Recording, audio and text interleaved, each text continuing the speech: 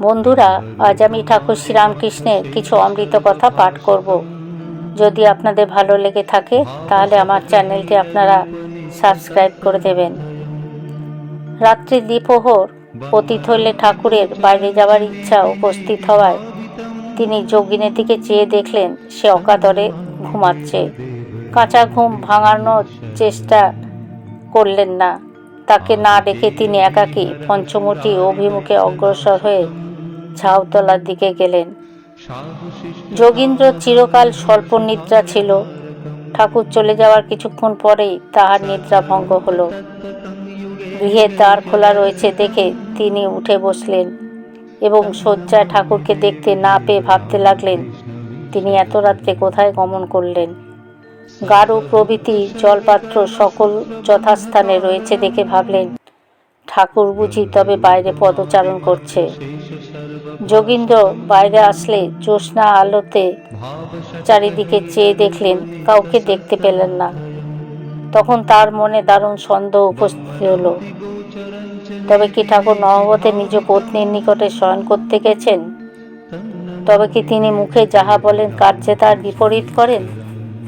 যোগীন্দ্র বলতেন ওই চিন্তায় আর আমার সন্দেহ উপস্থিত হলো। পরে স্থির করলাম নিতান্তই কঠোর এবং রুচি বিরুদ্ধ হলে যাহা সত্য তাহা আমাকে জানতেই হবে। অনন্তর নিকটবর্তী এক স্থানে দাঁড়িয়ে নহবতখানার দ্বারদেশ লক্ষ্য করতে থাকলাম। কিছুক্ষণ পরে ওইরূপ করতে না করতে দেখি পঞ্চবটির দিক থেকে চটি জুতো চটচট শব্দ শুনতে পেলাম এবং অবিলম্বে ঠাকুর এসে আমার সামনে উপস্থিত হলেন। আমাকে দেখে বললেন, কি রে, তুই এখানে দাঁড়িয়ে আছিস যে?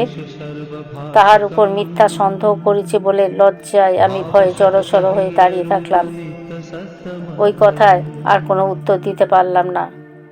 ঠাকুর আমার মুখ দেখে সকল কথা বুঝতে পেরেছিলেন এবং অপরাধ গ্রহণ না করে আমাকে আশ্বাস প্রদানপূর্বক বললেন, বেশ বেশ, সাধুকে দিনে দেখবি, রাত্রে দেখবি, তবে তো বিশ্বাস করবি। ওই কথা বলে ঠাকুর আমাকে অনুসরণ করতে বলে নিজে গৃহের দিকে অগ্রসর হলেন। যোগীন্দ্র বলছে, কি ভয়ানক অপরাধ করে বসলাম। এ কথা ভেবে সে রাত্রে আর নিদ্রা যাইতে পারল না। চাতক যেমন নিজ পিপাসা শান্তির জন্য সর্বদা মেঘের দিকে তাকিয়ে থাকে এবং উহার উপর সর্বতোভাবে নির্ভর করে, ভক্ত সেইরূপ নিজ প্রাণের পিপাসা ও সর্বপ্রকার অভাব মেটাবার জন্য একমাত্র ঈশ্বরের উপর নির্ভর করে। নরেন্দ্র তখন সেখানে উপস্থিত ছিলেন। তিনি সহসা বলে উঠলেন, মহাশয়, চাতক বৃষ্টির জল ভিন্ন অন্য কিছু পান করে না, ওইরূপ সত্য কথা নহে। অন্য পাখি সকলের ন্যায় সেও নদী জলাশয়ের জল পান করে থাকে। আমি চাতক পাখিকে ওই রূপে জল পান করতে দেখেছি। ঠাকুর বলল, সে কি রে, চাতক অন্য পাখির ন্যায় জল পান করে? তবে তো আমার এতকালের ধারণা মিথ্যা হলো। তুই যখন দেখেছিস তখন তো আর ওই বিষয়ে সন্দেহ করতে পারি না। বালকের ন্যায় স্বভাব সম্পন্ন ঠাকুর ওই রূপ বলে নিশ্চিন্ত হলেন না। ভাবতে লাগলেন ওই ধারণাটা যেমন ভ্রম বলে প্রমাণিত হলো, তাহার অন্য ধারণা সকল তো ওইরূপ হতে পারে।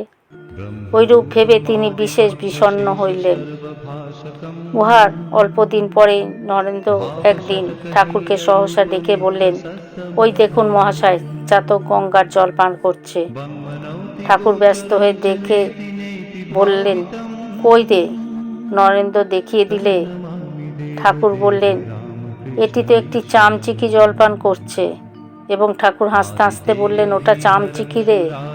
ওরে শালা, তুই চামচিকিকে চাতক জ্ঞান করে আমাকে এত ভাবিয়েছিলি, তোর সকল কথা আর বিশ্বাস করব না।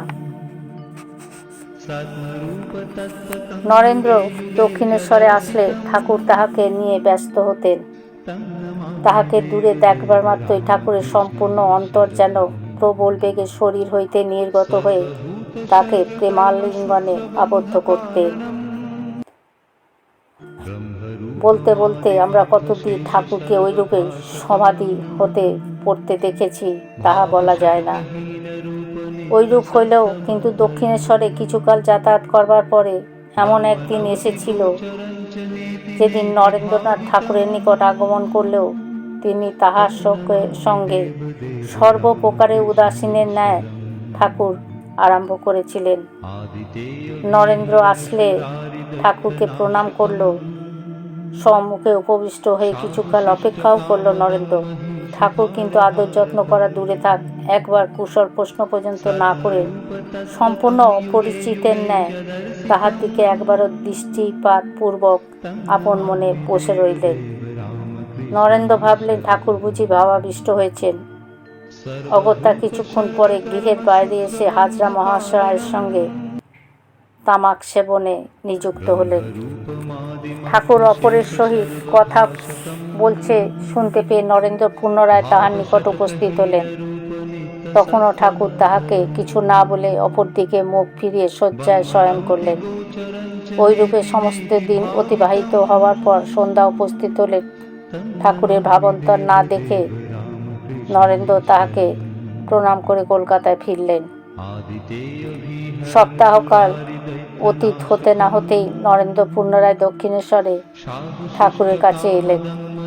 সেদিন হাজরা মহাশয় অন্যান্য ব্যক্তির সঙ্গে নানা রকম আলাপে সমস্ত দিন অতিবাহিত করে সন্ধ্যার প্রাক্কালে তিনি বাড়ি ফিরে আসলেন। ওইরূপে তৃতীয় এবং চতুর্থ দিনও দক্ষিণেশ্বরে উপস্থিত হয়ে নরেন্দ্র ঠাকুরের কিছুমাত্র ভাবান্তর দেখতে পেলেন না। কিন্তু উহাতে কিছুমাত্র ক্ষুব্ধ বা বিচলিত না হয়ে পূর্বের ন্যায় সমভাবে ঠাকুরের নিকট গমনাগমন করতে থাকেন নরেন্দ্র।